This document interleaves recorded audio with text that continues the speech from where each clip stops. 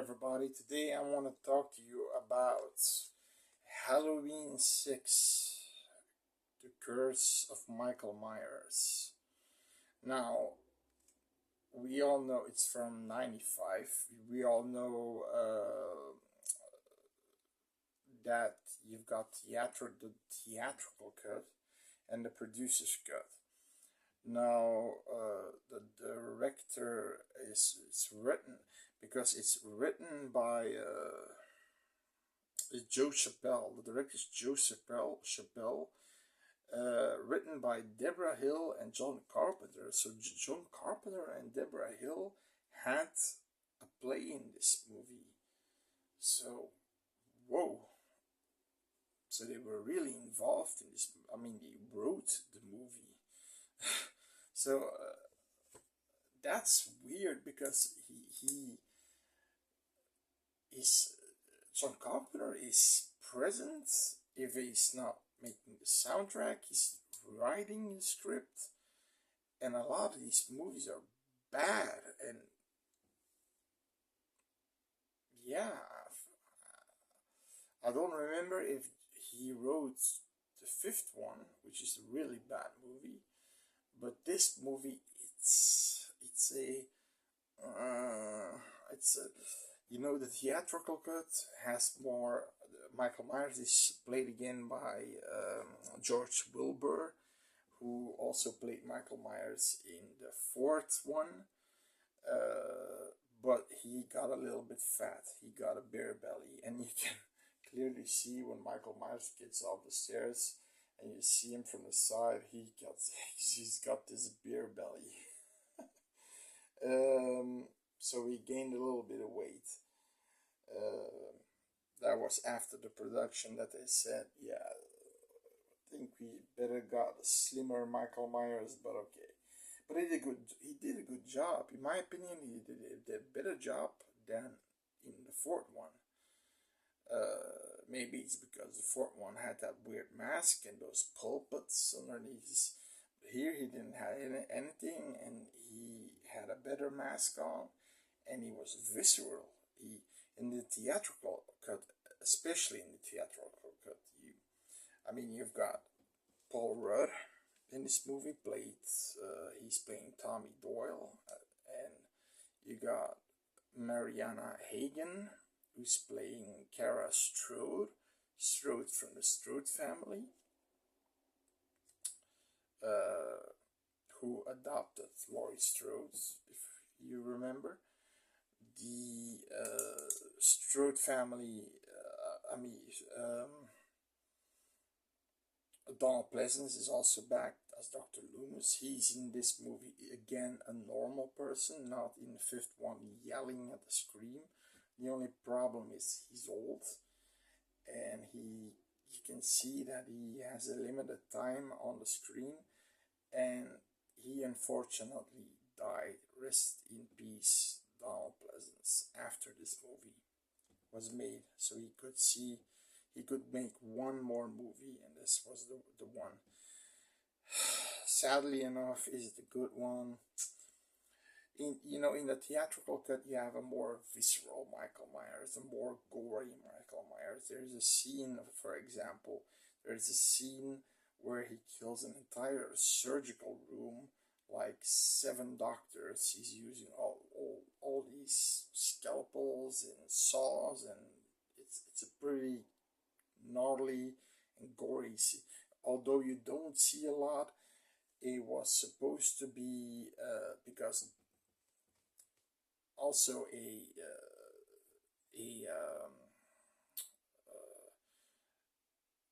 twist in this is that Dr. Wynn, from in the first Halloween movie, who complained when Loomis was complaining, when he was going to Haddonfield to his car. Dr. Wynn was following him, and he said, "Yeah, but we couldn't do anything about it, la la la la.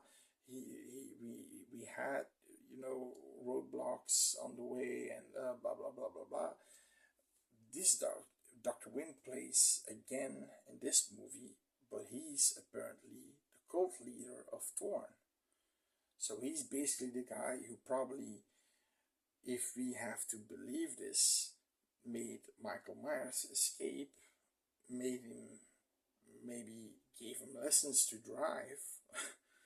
uh, but yeah, if we have to believe that.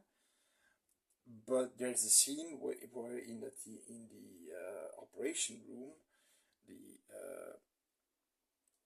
in the surgical operation room, he kills everybody and he takes Win's head, like you see him holding Win's head like this. That was good. That they didn't use that, but he kills Win in that room too. So this you don't see in the producer's cut. Now, and also, you know, not I mean, I'm not know the name of the actress, but Jamie Lloyd is also in this movie. But she, I mean, apparently she got fucked by Michael Myers. That's the way they say that she's pregnant with his baby, and the thing is, she gets in the theatrical cut, in my opinion, a dishonorable death. A cool death, but a dishonorable one. She is pushed on this spiky uh, farm equipment tool, and then when she wants to grab Michael and she wants to kind of hug him to say goodbye, he goes like this. It's almost like he wants to take her arms, and then he pushes her just deeper in, which is a pretty douchebag move from Michael. So yeah, it was a disrespectful kill. It seemed like Rachel in the fifth one, in my opinion. So in the personally, I prefer the producer's cut. It has less gore, but it has more Loomis. It has more explanation of the curse of Thorn, the Thorn thing, and I mean, Jamie dies in her sleep by one of the men in black with a bullet with a silencer. It's not cool, but she gets a respectful death. She dies when she feels nothing, and you get, like I said, more Loomis, more Win, more Thorn, more explanation. In the theatrical cut, you don't get any explanation. Also, in the theatrical cut, the ending is just I mean, Loomis goes upstairs where he will find a beaten Michael by Paul Rudd, by Tommy Doyle. He used the metal. Um, they used tranquilizers and hit the shit out of him with a lead pipe. And he will find, you see the mask on the ground, and then you hear him screaming out loud Loomis. So Michael is awake, killing Loomis, or you get a Loomis, and this is the weird Loomis. It's so he goes now. How Paul?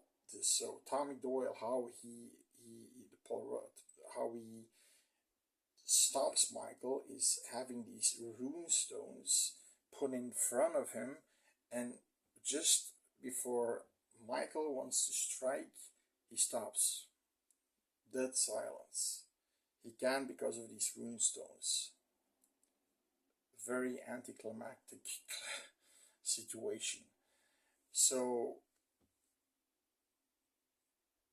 they get out and with the baby, and then of course with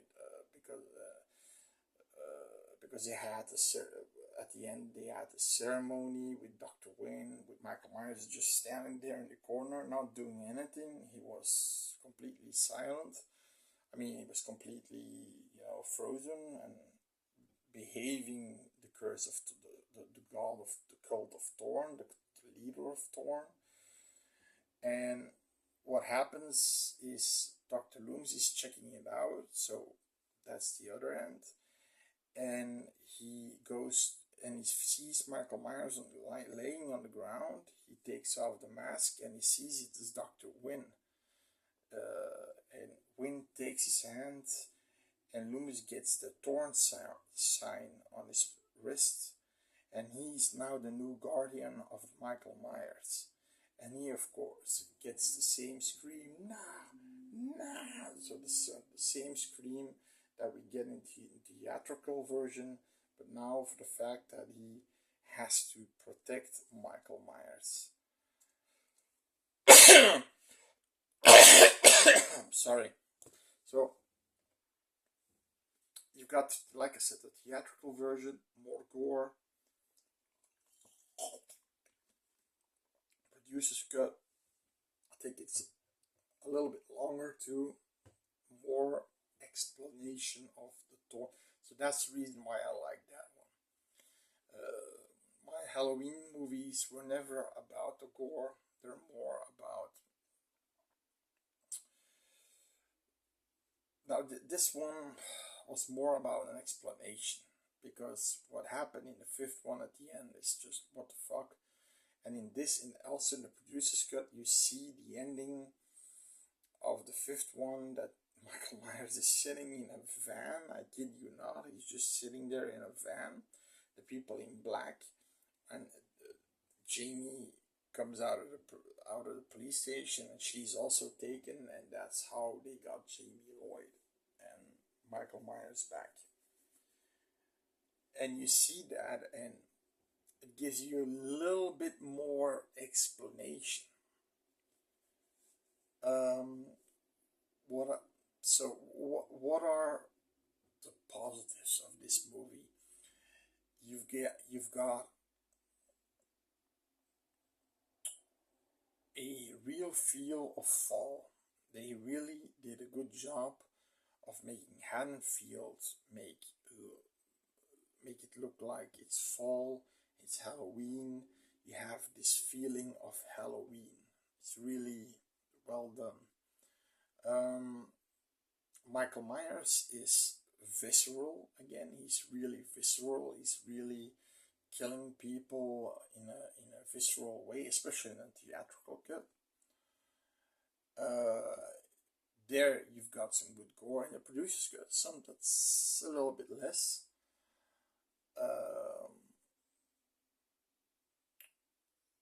But yeah, Donald Pleasence is, especially in the producer's cut, you see him more. His acting is again on par with the normal Dr. Loomis, not from the fifth one.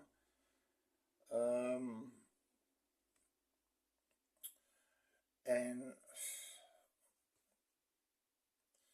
yeah, it's you what are the negative things? Yeah, Curse of Thorn. It's a weird story. It's weird. The fact that Michael Myers had sex with his niece is weird. The fact that, but it look in a theatrical cut, it seems that he's not controlled by this cult, because he kills the entire cult in the surgical operation room. So you know what I mean. But there, if you see the fifth one, he apparently is controlled by someone, the Man in Black. So it doesn't add up in the theatrical cut. So you should see, in my opinion, you would, you know what? If you should, in any case, you should see Halloween 6, because the acting, yeah. Kara Strode acts okay. She has this really shitty family. Her mom's nice, but her dad is, he beats her, and he's an abuser, but he dies in a gnarly way in the theatrical cut. In the producer's cut, you don't see it all.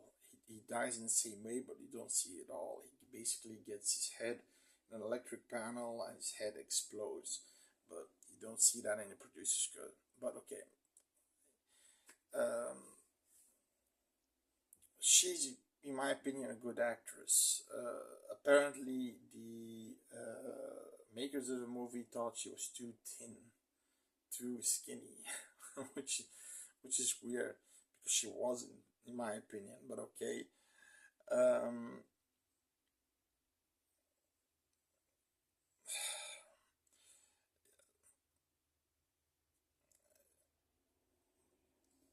Paul Rudd's acting is a little bit stale. It's weird. It's like he's reading from a keyboard or something. A cue screen, like reading his lines like this, and he's reading them like, yes, we will do that. Yeah, he's really. It's like everything is ominous. Look over there. They are watching. I mean, yeah, it's Paul Rudd. His acting isn't good. Not in the theatrical or the producer's cut, but so the acting is, but in the producer's cut you get a good Loomis, and Wynn's acting is good, and Kara Strode's acting is good. Tommy Doyle's acting is, of course, not so good, but okay. Um, and then theatrical cut, you don't get a lot of Wynn, you don't get a lot of Loomis, you get more Paul Rudd, you get more Kara Strode, you get more, like I said, gore.